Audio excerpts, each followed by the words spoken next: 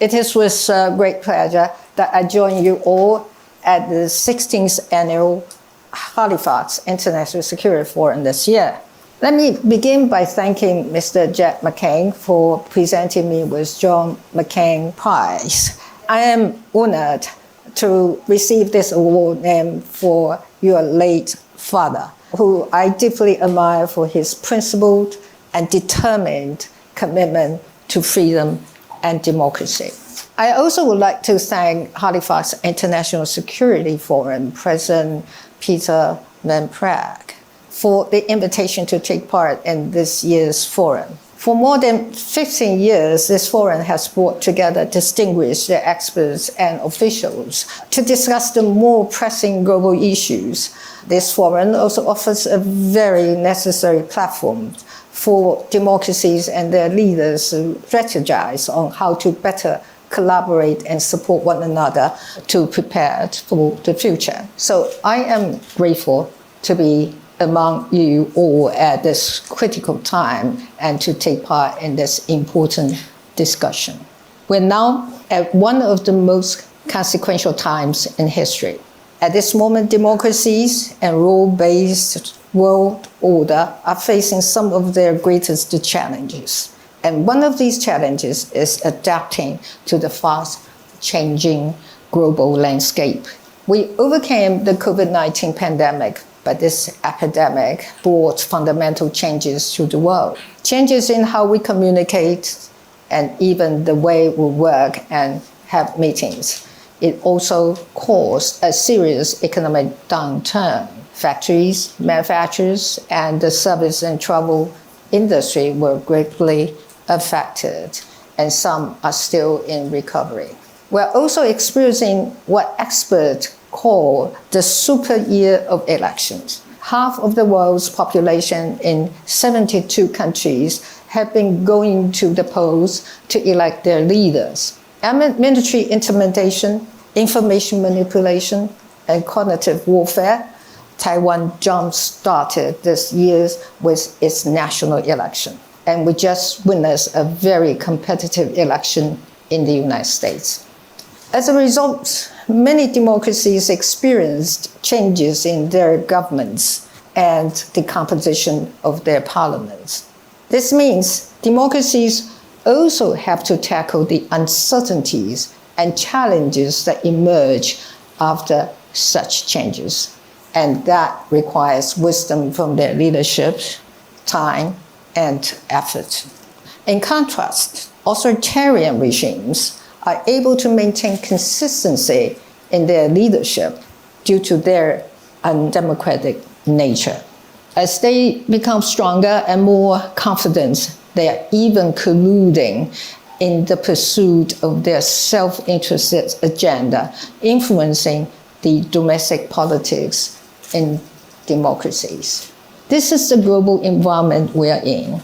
Externally, democracies have to deal with authoritarian regimes' increasing aggressive stand. Domestically, we're also facing challenges such as inflation, unemployment, and economic downturns.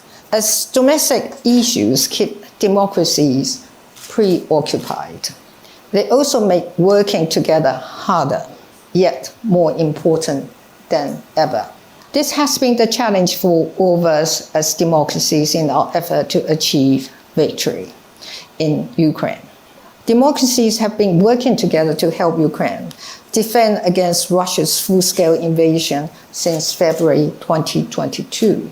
With domestic political changes and economic pressure, some democracies may have second thoughts or become more willing to compromise. But I'm sure we can all agree that authoritarian aggression should not be encouraged.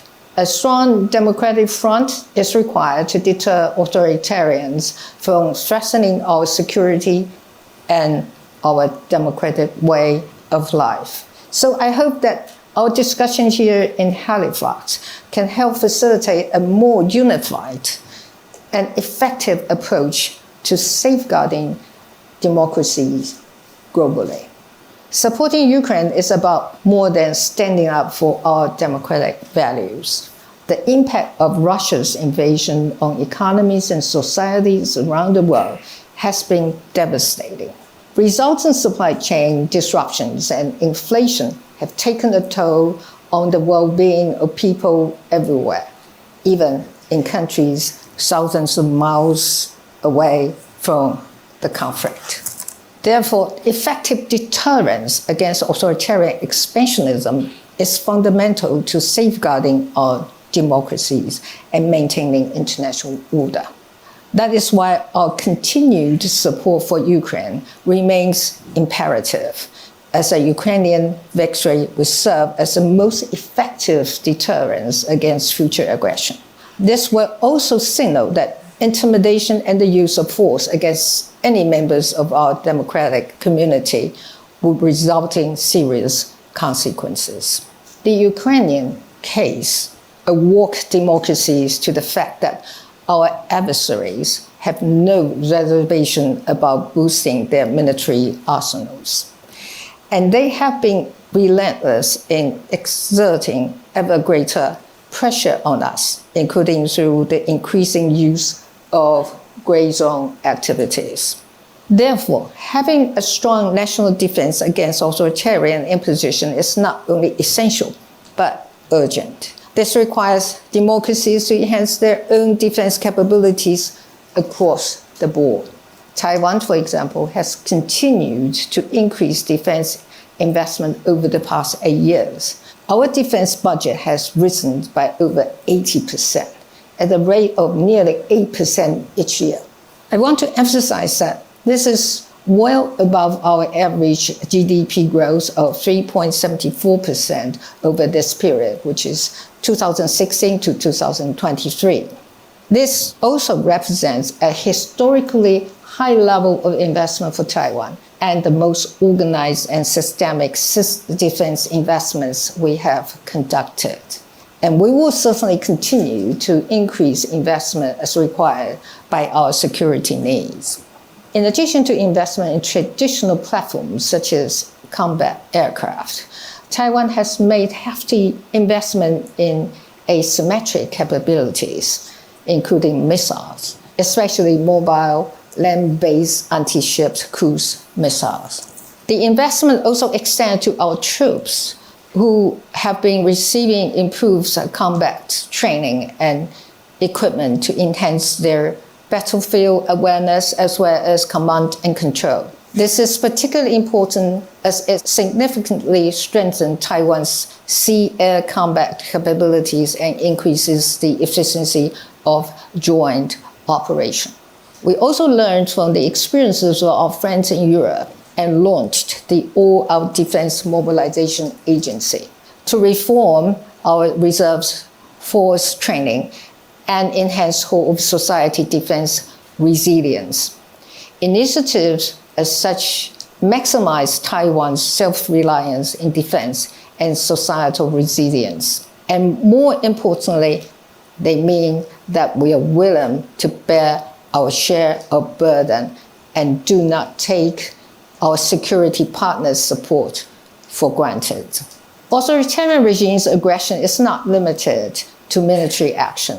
In this era of advanced technology, each and every democracy has to contend with FIMI, that is, foreign information manipulations and interference, as well as cognitive warfare. Through these means, external forces take advantage of the free and open information environments in democratic countries, using social media platforms to spread false and misleading information that threatens our democratic foundation. Their actions are designed to drive a wedge between fellow citizens, between societies and governments, and even between countries. This increases the risk of misunderstandings, which chip away at the trust we have in one another.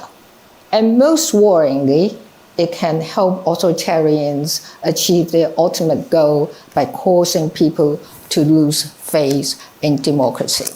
Taiwan stands on the front line of this unconventional aggression. To manage the risk of cognitive warfare, We are enhancing government strategic communications and information resilience across our society. However, with the rise of AI technology, cognitive warfare is becoming less restricted by language or national borders. It is now easier than ever to infiltrate society through information campaigns that can have dire consequences. Throughout this global year of election, democracies have faced cognitive interference campaigns with increasingly harmful consequences. To enhance domestic resilience, democracies must engage diverse stakeholders, including the business community, local governments, civil society, and the media. It is through collaboration and information sharing that we can build a fortress against authoritarian intrusion.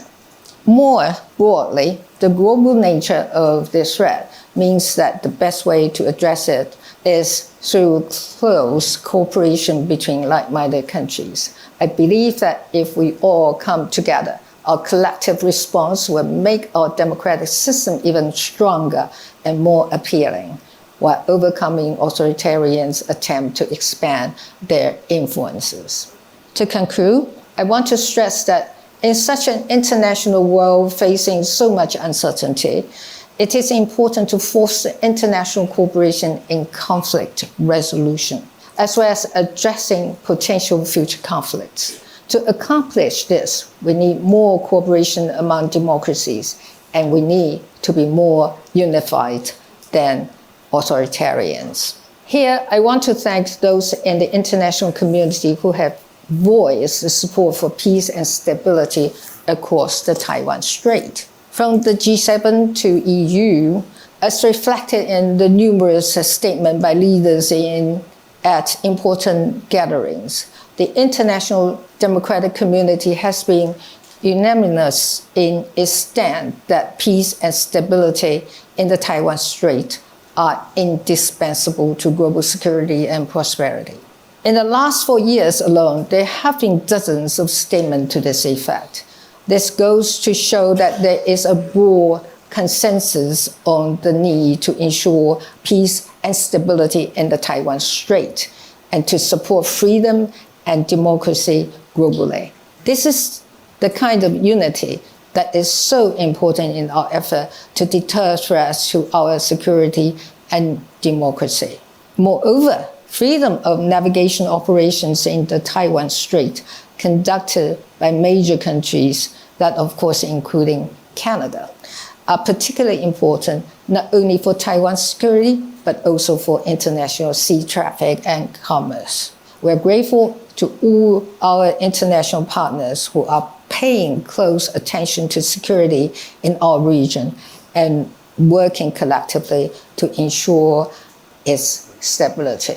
For more than half a century, Taiwan has faced constant challenges from the Chinese Communist regime. However, decades of intimidation and dealing with the changing international environment have made Taiwan society and its leaders resilient and pragmatic. As we have been making efforts to strengthen our defense and domestic resilience, we understand that it is equally important for us to work with the stakeholders in the region to find ways to reduce differences and hopefully to develop a long-term stabilizing mechanism. Taiwan looks forward to being joined by those who share the same desire and value in this important endeavor. And I am so pleased that the Halifax International Security Forum is planning to hold its first event in Taiwan next February. I want to take this opportunity to invite you all to Taiwan to experience our vibrant democracy. I hope you can come to witness our beautiful scenery, enjoy our culture, most importantly, to meet our wonderful people who are so determined and work so hard to protect our hard-earned democracy. So, see you in Taiwan in a few months' time. Thank you.